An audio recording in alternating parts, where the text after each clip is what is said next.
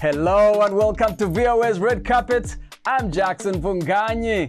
This week on the red carpet, South African singer Sho Madjozi says that she's quitting music after her latest album. Ghanaian twin singers Lali and Lola embrace music as a true family affair. And Malawi's first female flight crew are working to inspire the next generation of aviators. Those stories and more right here on the red carpet. Let's go.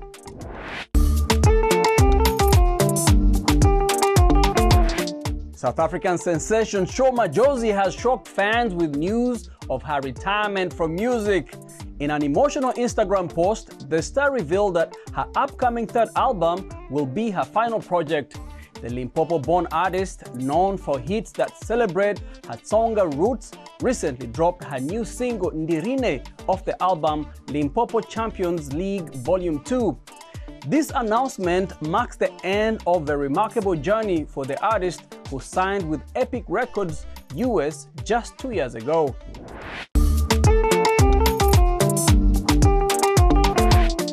Artificial intelligence was much discussed and demonstrated at the Africa Tech Festival in Cape Town, South Africa. The conference highlighted how technology is changing industries on the continent. Vicky Stark filed this report. Big names like Meta, Microsoft and the United States government were on a keynote panel at this year's Africa Tech Festival in Cape Town. The topic was the transformative potential of artificial intelligence. In the 15th century, when printing press was invented, did we know what was going to happen to the world after printing press?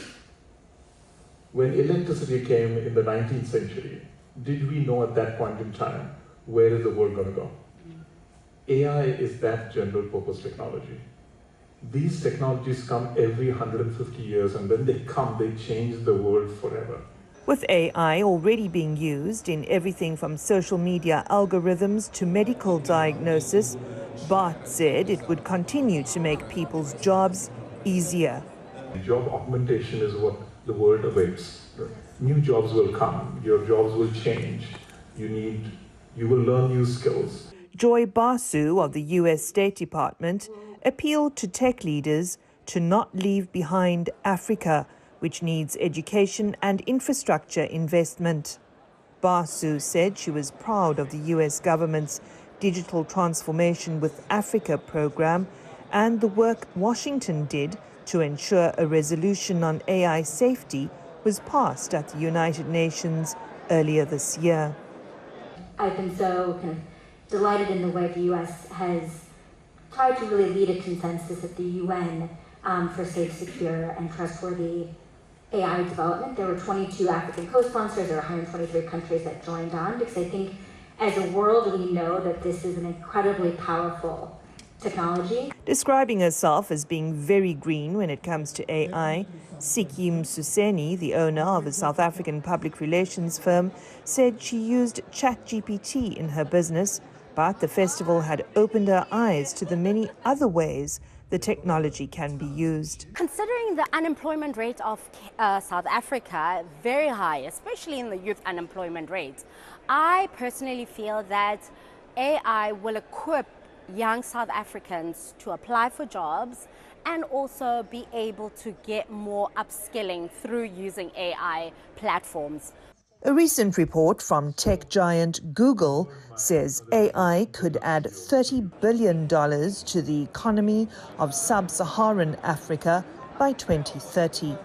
Vicky Stark, VOA News, Cape Town, South Africa.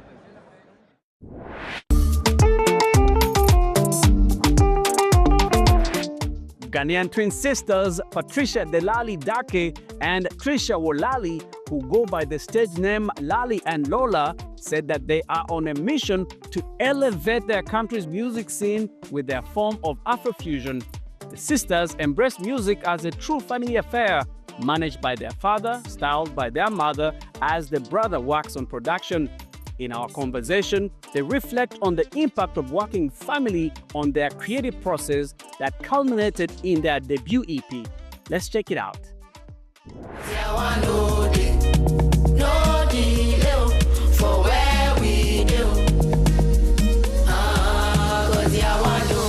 let's start off by asking who is Lali, who is Lola? Because both of you, I'm a little, confused. Confused. You met us on a good day because Yeah. would have confused you, but it's okay. So I'm Lali and I'm Lola, and we are Hi, Lali X Lola. Lola, your favorite Ghanaian twins. Hey, hey, hey. Oh, I love it. I love it. Like, is that your TikTok, the way you start your TikToks? Yeah, that's like an intro. That's like a little cute intro. Yeah. I love it. It's beautiful, beautiful. I've been listening to your music, beautiful songs, Thank great you. performances. You guys grew up as dancers? Yes. Okay. We since like we were young, we just self-taught, like just watching stuff on TV, YouTube, and then we just learned it from there. And we've been dancing since, yes. So let's talk a little bit about your music. What kind of music were you listening to when you're growing up? What music was playing in the background? I have to give like all the props to my dad because he used to play jazz in the car. Yeah, a like lot. just instrumentals, jazz, very smooth. Yeah. And then when we're like growing up, like further into teenage days, we're listening to R&B, Chris Brown, Asa. I'm a big fan of Asa. Yes, yes. A lot of R&B back then. Yeah. And then right now we listen to more Afrobeats, country. Like we're very experimental. You talked about your dad being in a band. Really, it's for you guys. It's a family affair in many ways. Your dad is your manager. Your mom is your stylist. I'm sure she chose the red hair and the red glasses. Yeah, she's our brand manager. Right, your brother is your producer. How does working so closely with your family impact your creative process and, I guess, professional decisions?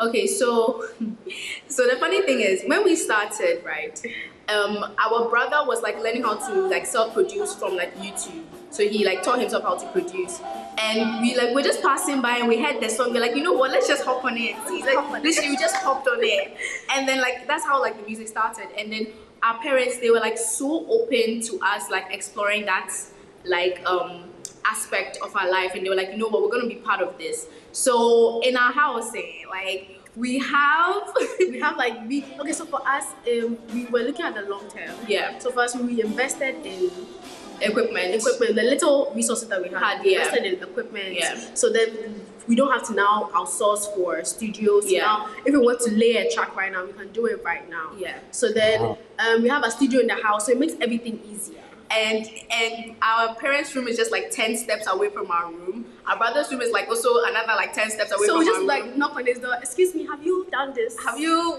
sent this beat to my email? Down on me, I be first beginning. As the journey begins, you can't take what's from me.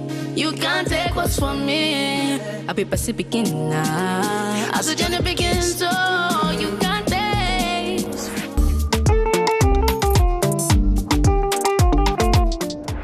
Malawi's first female flight crew, Captain Yolanda Kawunda and First Officer Lusekelo Mwenifumbo, are working to inspire the next generation of aviators. The pair has organized air shows with the Malawi Air Force to give children opportunities to see aircraft up close. The most recent event attracted around 1,000 underprivileged children. Lamet Masina has more from Lilongwe. It might seem just like another sunny day at the air base in Malawi's capital, Lilongwe, but for hundreds of children gathered here, the day is filled with excitement. For many, this is their first time seeing an airplane up close and entering the cockpit. For some, this may be their first step toward a career in aviation. It has been my dream to become a pilot, and I really am excited to learn more. I want to be a pilot engineer when I grow up. Malawi's first all-female flight crew, Captain Yolanda Kawunda and First Officer Lusekelo Mwenifumbo, work for Malawi Airlines. The Jewish Phantom Aviation Association organized the show in partnership with the Malawi Air Force. when Fumbo says the aim is to showcase airplanes for children in rural Malawi who sometimes seek refuge when airplanes fly overhead due to a lack of familiarity. We got about almost 1,000 underprivileged children to come in to just give them a pinch of an imagination, just to spice up their imagination, and because we believe that imagination is what is going to make them more curious for knowledge. So we believe in the children, we believe in their dreams, because we also believe in our dreams in the first place. So we want to encourage as many dreams as possible, and we're not stopping here. The theme of the show was Dreams Take Flight, and it rekindled the excitement of aviation, even for other attendees like Rosrine Hamis. It's also my first time to come to a place like this, and I've been inspired. And if I had a chance to have, been exposed to this type of lifestyle before, I would have chosen to become a pilot. So it's so nice for me too. The show's organizers allowed visitors to step inside helicopters, jets, and training aircraft. Puma Energy Malawi was the main sponsor, providing fuel for all the airplanes, which performed skilled and daring maneuvers.